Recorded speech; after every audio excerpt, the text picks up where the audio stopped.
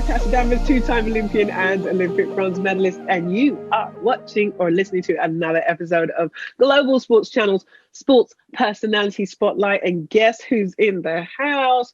Martin Stark. He's an LGBTQ plus advocate, and he's also the founder and CEO of this World Gay Boxing Championships. Like, hello, Mark. How are you? Hey, good morning. Mark, did I say Mark? You know, I'm Mark, mixing up Mark and Stark and Martin and Stark, and I get that all the time. I usually get two questions. Have I ever watched Game of Thrones, which I never have, and about Tony Stark and Iron Man. I've never seen an Iron Man film, but I wish Tony Stark were real and he were my uncle, because according to Forbes, he's worth like $9 billion. So I would love to have one of those rich uncles. But I'm in Sydney, just had my first coffee of the day, and it's a beautiful day here in Sydney. Nice. That's so crazy, because I feel like I've lived my whole life already, and you're just getting up and having your first coffee. Must be nice. It's actually nice weather here too today, so we're both kind of living the life right now. So tell me, Martin, not Mark Stark, when did you get into sports? Oh, I got into sports as a kid. Swimming was the family sport. I'm the youngest of three, two older brothers, so I was always being dragged down to the swimming pool. And swimming was my sport up until really the age of 15. So I've always been pretty active. I used to enjoy running in the summer at school, and then stopped swimming, started again at university, came to Australia at the age of 25 and did more just general fitness, and didn't get into boxing until the age of 43, when I approached my local martial arts centre for a few self-defense classes, and boxing discovered me. It was a sport I considered almost barbaric. It was not for me at all, but I realised I could do something at an age I never thought I could try something different. So so how did that actually, how did that all happen? Like, I mean, there's so many things you could do. What was the actual journey of, like, you saw someone boxing, or you were at the gym and someone said, come over and punch me in the face? Like, what was the actual journey to get into it? The journey, I have a rare autoimmune condition, Addison's disease. My body does not produce cortisol. My adrenal glands effectively don't work like another human being's work. At the end of 2017, I had an adrenal crisis, which almost killed me. In 2006, and I was in the UK for a few months, gallstones were blocking my liver, ended up developing pancreatitis, sepsis, collapsed lungs. I've had a tracheotomy. This is my tracheotomy voice. Two induced comas, and almost dying again. At the end of 2017, it kind of brought back the whole memory of being in induced comas, PTSD. So I just wanted a few self-defense classes to help break the cycle. But the second class was just an introduction to boxing. And now I am hitting pads and bags. And I just continue just having a few lessons every few weeks and discovering I really love boxing, and it helped me deal with the demons of PTSD and progressing. I thought, well, I'm doing this. What should I do? Well, I wanted to go to the Gay Games in Hong Kong. I was calling myself the future world gay boxing champion, but sport is no longer part of the Gay Games in Hong Kong. So I decided to create the World Gay Boxing Championships, a straight, friendly, LGBTQI plus inclusive boxing competition. Wow, that is fantastic. So you said that you had a lot of issues with health. When did those begin? Was that something you were dealing with from as a kid, or was that something that came on later in life? Later in life, I mean, I had asthma as a teenager, but in 2006, I had major surgery to remove my gallbladder. And what was happening, I was not recovering from the surgery. I kept being admitted to hospital. So after having two induced comas, major surgery, not recovering, I was diagnosed with Addison's disease at the age of 31. So over the last 15 years, I've been admitted to hospital 70 times with Addison's disease or having subsequent surgeries. But I've always had this thing about living life to the max, wanting to get back to the gym, stay physically active. I don't drink alcohol. I maintain a really healthy diet, but I also try and enjoy life to the fullest of possible. And really, boxing is kind of slotted into that mantra of just being a healthy person, because it's a great form of exercise, very much around the mental health and also physical health. So boxing has transformed my life and boosted my confidence even further, but it's been part of a healthy lifestyle. I love it. Well, obviously, you being an advocate for LGBTQ plus issues, we are definitely going to tuck into that. And I want to know more about what has been your journey with your own sexuality, because I think your story and what you've been through, it always helps those, you know, it's like everyone says, representation matters. So what was your journey with your own sexuality? And we'll kind of get into how that relates to sports too.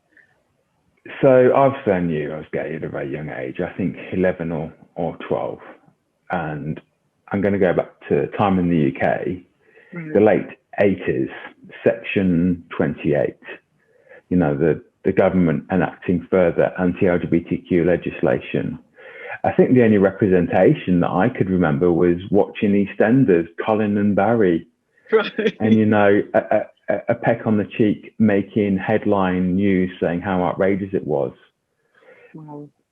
You know, it was the 90s when things started to change. But with sexuality, you have to accept yourself. And it was my own journey. I moved to Australia at the age of 25 and I came out of the closet at the age of 27. Right. Always fearing what people would say and would react. But my family would always have been accepting. But I needed to accept it in myself, first of all. Right. So with sport, I mean, in the sport of swimming, never know out gay athletes.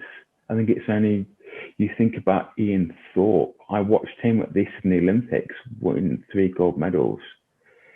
Australia's greatest Olympian, a gay man, did not come out of the closet until years later because he feared that the country wouldn't accept a gay athlete.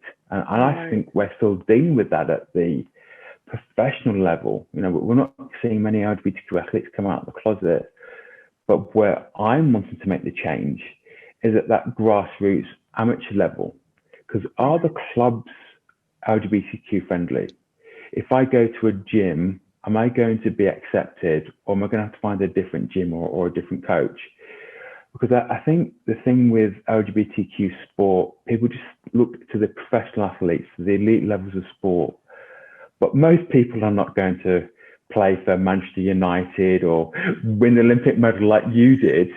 Most people just want to just train and feel that they belong, and it's a safe space. Right. And when we're talking about safe space, we're talking about psychological safety, also physical safety. You know, will the coach in the group accept me as a gay man, as an LGBTQ? Are they going to accept a trans female, a trans male, just to just come along and train and just be accepted and not harassed? And I think that's where we currently are at sport. We just need a safe space to be ourselves and compete and win Olympic medals. And participate is a dream for many, but I think for most in the LGBTQ sport, they just want to go and play sport. Right. You know, I'm glad you brought up Ian Thorpe, because I was going to ask you about that, because it was like about 4 years between the time that he retired and the time that he actually came out as openly gay. Do you, for someone in that level to be fearful, of course, that means, you know, people even, like you said, in grassroots and between, it's even probably more intense. What's going on that they're afraid of? Is it just, you know, what people might say, or is it the fact that they might lose contracts? What's the fear, the real fear that they're experiencing? So I think first of all is I can only talk about my own experience, that the fear of being rejected, the fear of the reaction of others, and I experienced homophobia still at the age of 46. And I've really reached a stage where, you know, I don't care, but it's not a pleasant experience. But hatred is never far away. You know, I think in the 2019-20 FA Premier League season, incidents of racism and homophobia increased during a season which was cut short due to COVID. So I think there's an amount of incredible personal pressure, but when you're at the professional level, there's more of that public pressure, Right. and you need incredible resilience and courage to be able to face that. I can't imagine the pressure of being a gay soccer player, going out on the field and getting all the abuse. I just can't imagine. I would deal with it, but imagine having to deal with that every single day, having to face that. And I think that it's about turning people's hearts and minds into more allies. We're still seeing incredible levels of racism in soccer. I remember in the 90s seeing the FA start the Kick It Out campaign. So we're talking 30 plus years, but we still have a problem with homophobia, transphobia, biphobia at the elite level, but also at the grassroots level. In 2019, there was a study in the EU, 5,500 sporting LGBTQ participants. We're not talking at any particular level. 16% of those participants had reported a negative experience, either online hate, being harassed, or some form of negative experience. Of those 16%, 20% had been physically attacked. Wow. Gay men participate in team sports at half the rate of straight men and attempt suicide at 5 times the rate. And that's just for gay and bisexual men. So I don't know what the stats are for other LGBTQI plus people, but particularly for trans people, I think they must experience a lot of hatred in sport. And we just need to turn that around. You know, be inclusive, participate, just be a good friend. Just welcome somebody into your club, into your training group, because we both know the difference sport makes. Sport brings communities together. You know, the Olympic Games, we always root for our country. We welcome our sporting heroes, say good luck. Right. All we want is to get to the stage where we can participate without fear or harassment and enjoy sport like everybody else does. Right. Did it affect your confidence or your willingness to participate in sports? You know, obviously, like you said, you knew from very young, 11 is very young to know where you're at sexually. Did it affect whether you wanted to participate, you know, especially going into those teenage years when you just, I mean, kids can be awful anyway, let alone if you're different for any reason, you know, if there's such a thing. How did that affect you? I changed swimming clubs at the age of 14. Wow. My nickname was Shirley the Girly. You know, and I'm not going to call, you know, because I have many friends from that time, but I remember a few times, you know, being bullied by others. Right. And dealing with my own sexuality. That was, I suppose that was part of it. I'm not calling that as homophobic behavior, but obviously I was presenting who I was at the time. So I ended up going to a different swimming club where I just felt I belonged. Wow. I mean, it's painful to think that you have to, you know, you're not even saying this is who you are necessarily, but you're being outcast as a result of who you are, and to the point where you have to move. And I'm sure this is not uncommon in that world. So why do you think that this still is quite prevalent in sports today? I think fear. I think fear is the biggest issue. When you don't understand something, you fear it, and fear leads to hate. And I don't think there are enough people prepared to stand up and say, this is unacceptable, please stop. And it really comes down to the allies and other people to say this behavior is unacceptable. And I don't think the sporting authorities have taken the issues of homophobia, transphobia seriously at the national level, at the world level. And I'm going to call out boxing here, that in this country, Boxing Australia, Boxing New South Wales, at the amateur levels, have been so welcoming of the LGBTQI plus community, helping us organise the World Gay Boxing Championships. So there's been real leadership at the amateur grassroots level in boxing in this country. So it's when you connect with individuals, with the leadership of the sport, to say, let's make a difference, that's when change happens. Because I Yeah. think we all. Sorry, yeah, no, I was thinking about what you were saying with the grassroots level, because I had seen an article where you were talking about the fact that the IVF, weren't supporting, they weren't supporting what you were trying to do. So speak more on why you feel you need that support, and exactly what kind of support you would have wanted from them. So what I wanted, because to make the change, I believe it's important that the leadership of the sport just even offer a basic statement of support. Right. So I approached the World Boxing Association, the World Boxing Organization, the International Boxing Organization, the World Boxing Council, and the International Boxing Federation. So just for a statement of support. I've had incredible support from the International Boxing Organization, World Boxing Council, had a beautiful letter from the president of the World Boxing Association, had a great email from the World Boxing Organization. I approached the IBF for the same statement. I received an email back saying they're not yet ready to offer a statement of support, and will get back to me should they're in a position to provide a statement of support. How did you feel when you read that? I was personally offended, because at the end of the day, I'm the representative of the World Gay Boxing Championships. And what I'm wanting is just the leadership of the sport to just welcome the LGBTQI plus boxing community. We are a grassroots amateur level. I would like to think that there is an LGBTQ boxer who may participate in our championships at some stage in the years ahead, or may be inspired to start boxing, and may think, you know what, I want to be a professional boxer. There have been incredible LGBTQ sporting champions in boxing. Right. Think about Orlando Cruz, Nicola Adams, who've made great inroads in the sport. And I would love to think, because I love the boxing family, being made incredibly welcome. My favorite, Gleason's Gym, the owner of Gleason's Gym, just recording a beautiful video, the gym where Muhammad Ali trained before he became world heavyweight champion in 1964, where many boxing greats have trained. It's just very, very welcome. I just can't wait to go to Gleason's Gym where we can travel and get to New York.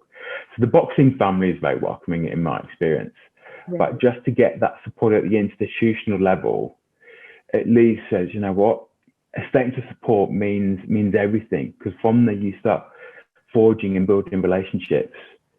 And for me, sport is about the relationships with the coaches, the trainers, the players, the staff, everybody involved in the sport. So I was disappointed not to at least get a basic, yes, we welcome LGBTQI plus people in the sport. Did you think that them not saying it or not being ready was sending more of a message than they realized? I think because I pushed and I'd pushed and I'd pushed, I think the answer became, we're not ready. So it was pretty much okay. Whereas the others had just given statements of support. So I think it's a matter for them to ultimately. I welcome the IBF's involvement in what we're doing. I would hope that the IBF would welcome inclusion and participation of the LGBTQI plus boxing community, and would want more people involved in the sport. I actually saw someone comment on this whole issue saying that professional boxing body is the IBF is a professional boxing body, and the World Boxing Gay Championships is an amateur boxing tournament, and that the professional boxing bodies and the tournament are two different worlds, and they don't really have anything to do with each other. So how do you respond to that mindset? So, I agree. We are an amateur body. We're going to be sanctioned by an amateur boxing authority. We are 3 by 2 minute runs, very different from the professional boxing world. But one of the reasons I set up the organisation is a reason that I want to no longer exist by the end of the decade, which is to disrupt hatred in sport, to disrupt homophobia, biphobia, transphobia. And the way we do that is through having conversations and building relationships. And as to my previous point, I would love to see more LGBTQI plus people participate in boxing, going to the Commonwealth Games, the Olympic Games, then maybe moving on into the professional boxing world. And I believe that there have been great world boxing champions who are members of the LGBTQI plus community. And thank you. And I just want to see more of that. So my response is, yes, I agree, but this is about building a relationship within the sport and people being able to move from the amateur to the professional arena and feel welcome. I love that. I want to go back a little bit to your own experience and kind of have you talk a bit more about that moment where you flipped, because we talked about fear, why a lot of athletes won't talk about it. Or, you know, I know athletes to this day of like decades past their career and won't talk about it. When did you flip from fear to listen, I am who I am, and I'm going to stand proud in that?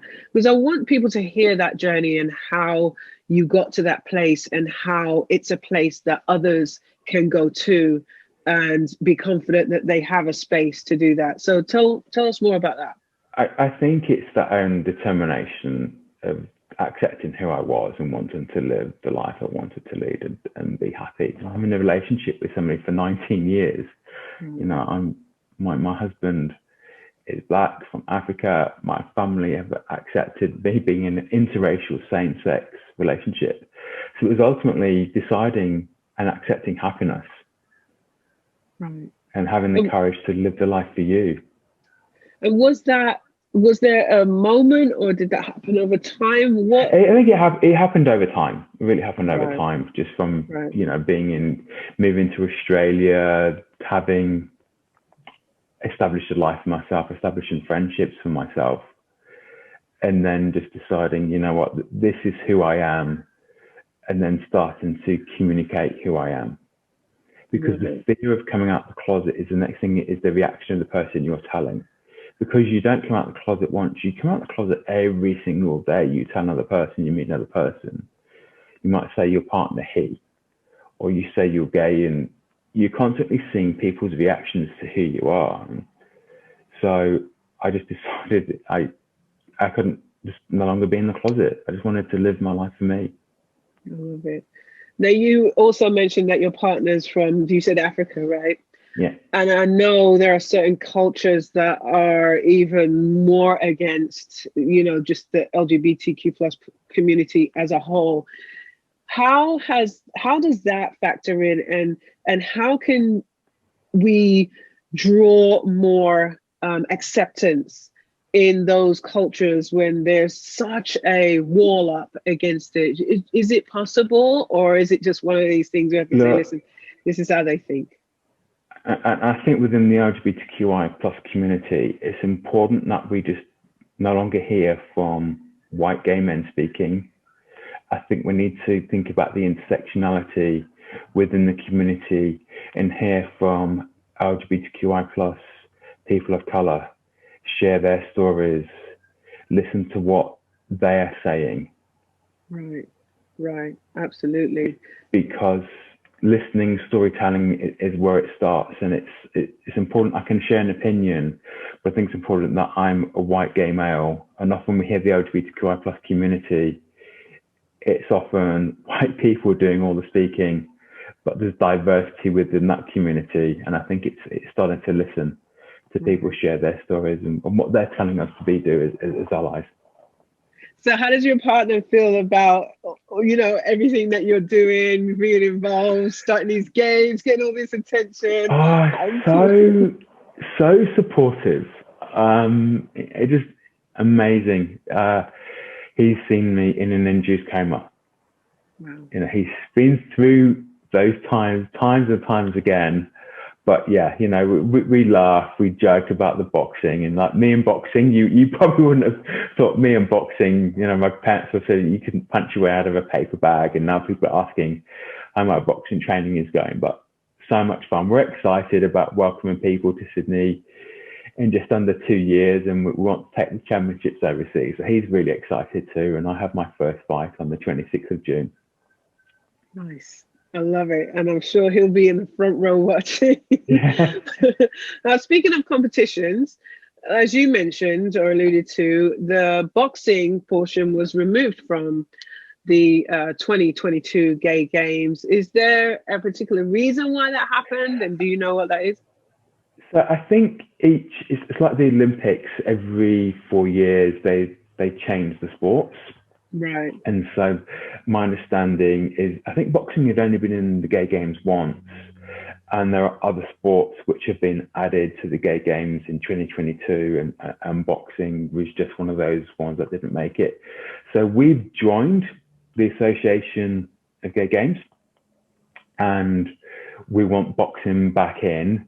So we want boxing back in the 2026 Gay Games. And we've got a great relationship with the people organising Hong Kong 2022, because there are other mat-based sports and martial arts in there. So we encourage everybody to participate to the max. I think sometimes people think, my sport isn't in something.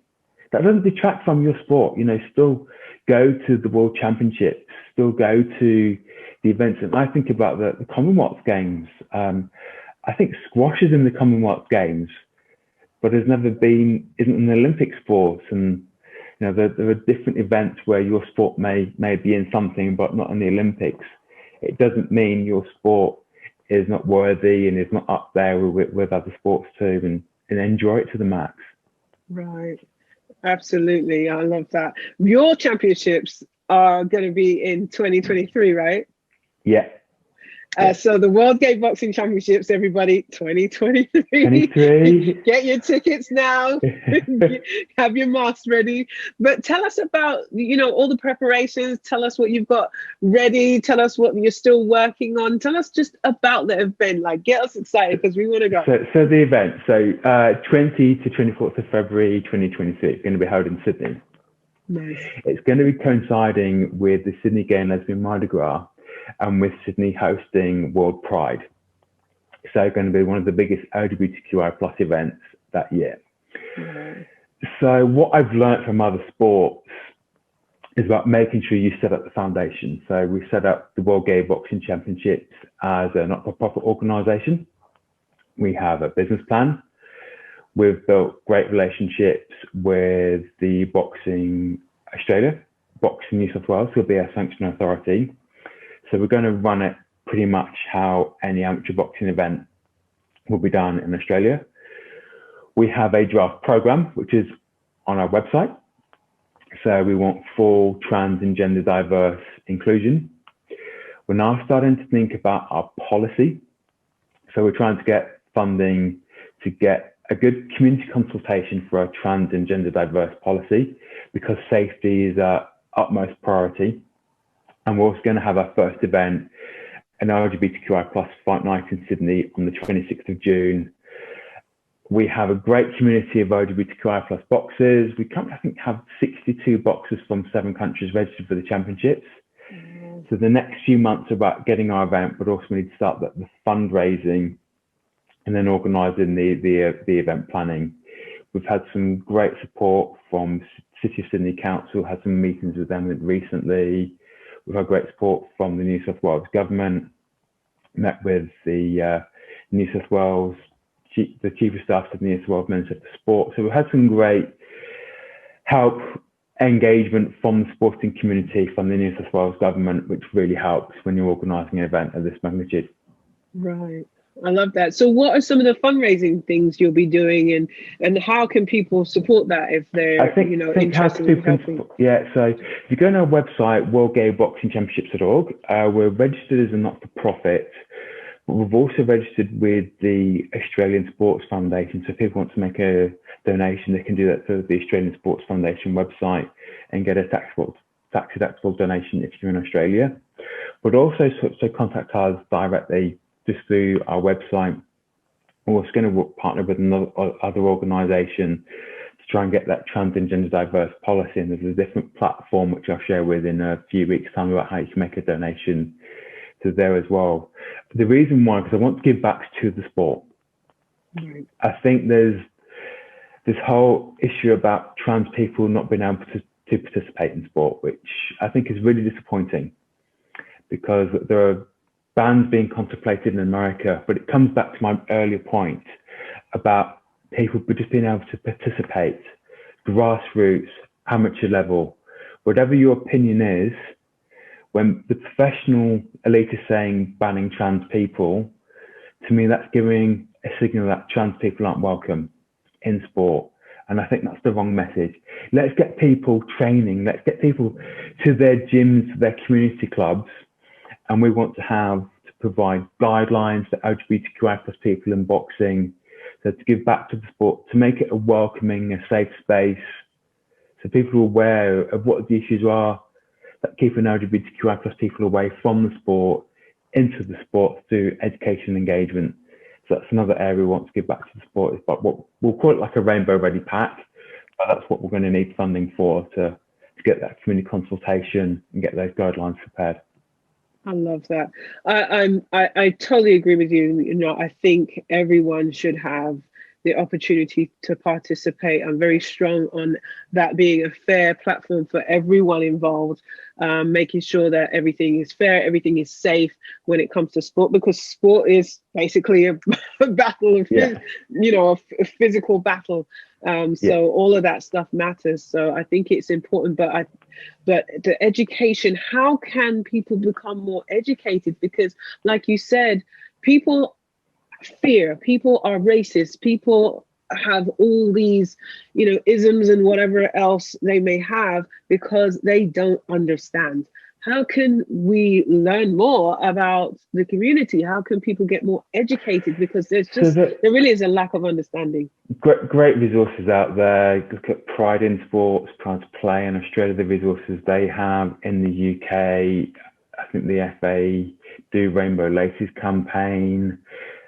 Athlete Ally has some great resources. Stonewall Sport has some great resources. Just go have a look what is out there. Read about LGBTQI plus people, how to be an ally, and the difference that you can make.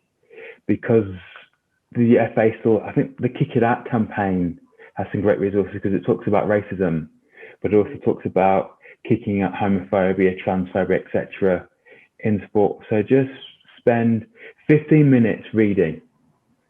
I think it's hard when you ask an LGBTQI plus person all the questions. It's like, much oh my better God, to have a conversation again. And I think it's the same with tackling racism in sport. Educate yourself, and then have a conversation with somebody saying, how can I be a better ally? Be visibly anti-racist, be visibly anti-homophobic, because then I know that I can just be myself with you. I don't have to worry about if that person uses drugs. It doesn't bother me. But if I'm with Tasha's going to smile and say, you know what, leave my friend Martin alone. He just wants to come here and train. Right. Because you do that, because you're a friend, you have a warm smile. It's great to be interviewed by you. And I would do the same for you. So just be a good mate, just be a good friend, and come along. Go to a Pride event, come along to the World Gay Boxing Championships, travel to Sydney for World Pride. You will have the best time. Right, absolutely. I think it really, Martin, it comes down to the golden rule, the old age golden rule: treat others how you would want to be treated. And you may not agree, it may not be for you, but at the end of the day, that is still a human being who has feelings, who has emotion, who has a history, who has a life just like you do. And because of that, they should be treated just the way you would want to be treated. So I think that's a good point that you've made there, to really educate yourself, because we're all human here. I must have seen you at the Sydney Olympics. I was in the stadium watching the swimming and athletics. Well done, by the way, you're bronze medal. But one of the beautiful things about watching the Olympic Games are you just meet people next to you and you become friends. And basically, I remember sharing flags saying, look, when you're an athlete, we'll shout for you, you shout for us. Yeah. I remember Steve Backley in the javelin, and these beautiful ladies from America just kept saying, "Come on, Steve, come on, Steve, to win gold." And we were doing the same for their athletes. So whatever makes you happy and smile, Right. create that for Exactly. another person.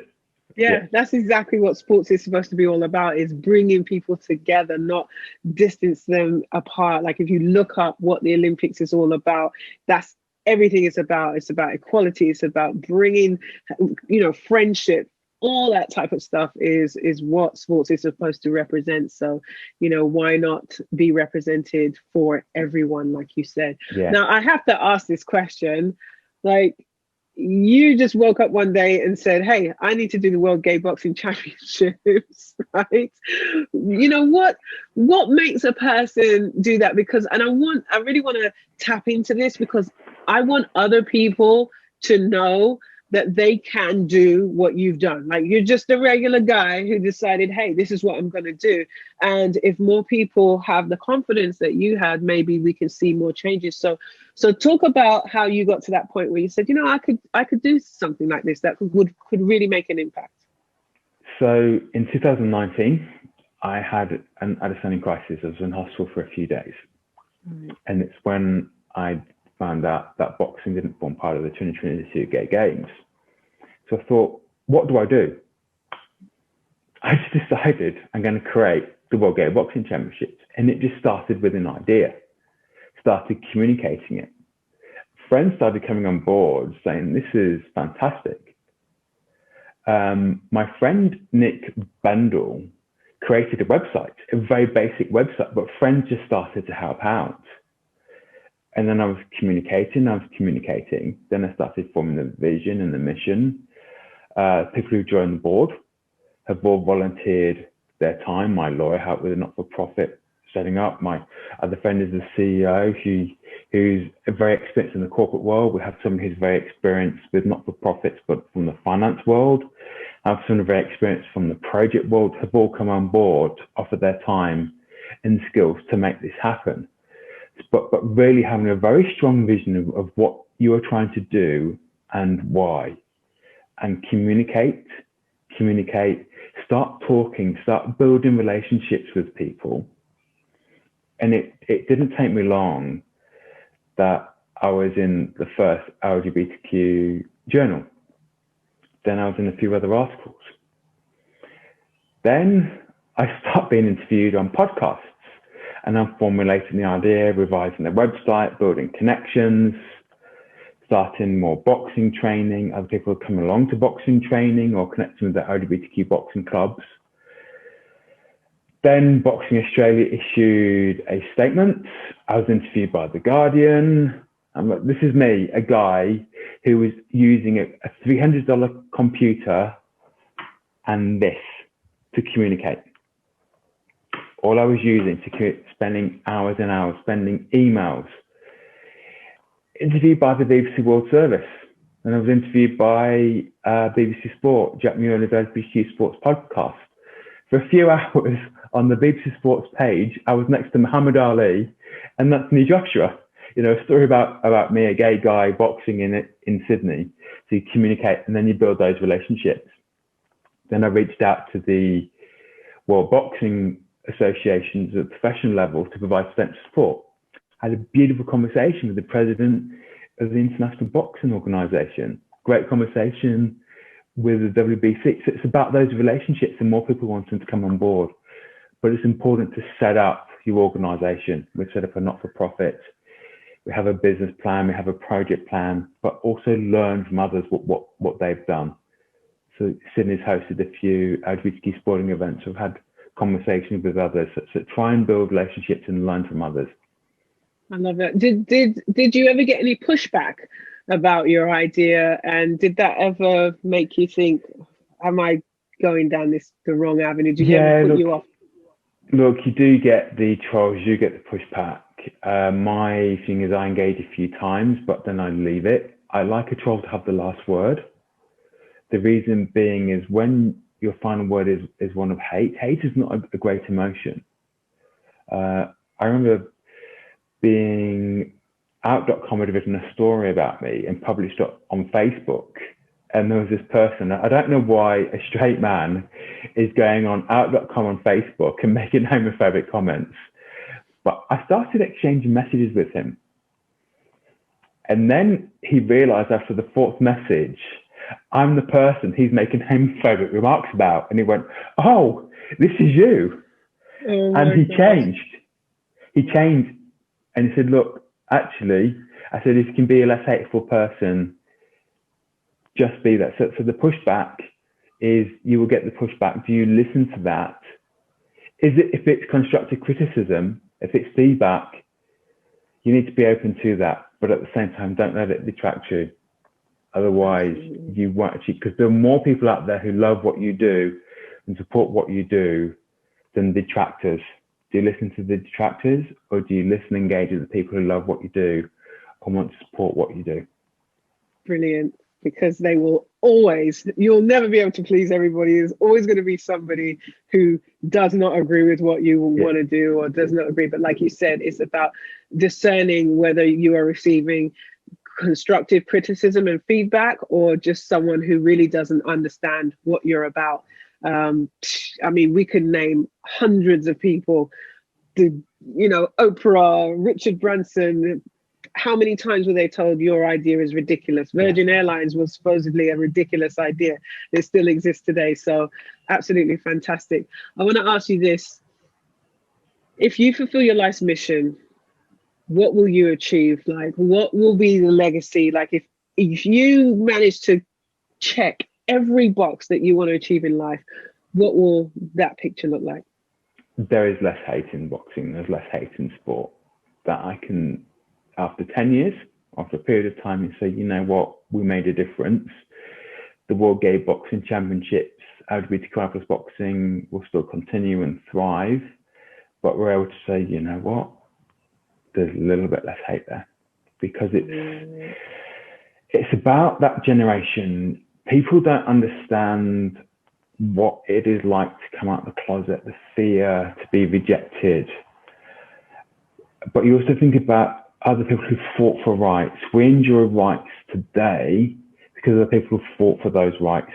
And I think it's now my obligation and responsibility to give back to the community. If you could think about now a generation not experiencing hate, you think about just not having to, a young person having to experience racism, homophobia, bigotry, just enjoy life. That's as simple as it is. Yeah, it really could be that simple if we could get out of our own way. Yeah, and if I can just make a small impact of that happening, I'll be happy. And that's for more people involved in boxing, in sport, and there's a little bit less hate, a lot less hate, but even just a little bit less hate, because that will impact lives.